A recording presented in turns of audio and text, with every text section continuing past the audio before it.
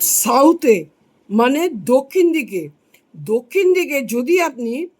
41 days মানে 41 দিন যদি আপনি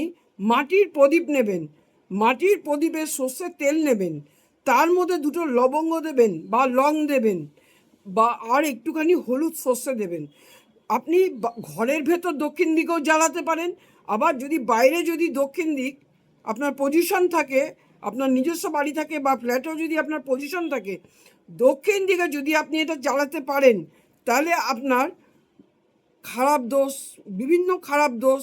মানে আপনার ঘরে যেটা হয়ে আছে কাজকর্ম আটকে দিচ্ছে, বিভিন্নভাবে আপনি উন্নতি করতে পারছেন না, লাস্ট স্টেজে গিয়ে আপনার কাজ আটকে যাচ্ছে, সেই কাজ আটকে দিচ্ছে যেই কাজ, সেই কাজ না হওয়া কাজ অবশ্যই হবে। এবং এটা দক্ষিণ দিকে আপনি করবেন, যদি বাড়ির বাইরে দক্ষিণ দিকেও করতে পারেন, আবার ঘরের দক্ষিণ দিকেও করতে পারেন, এতে আপনার অর্থ প্রবলেমও ঘুচবে।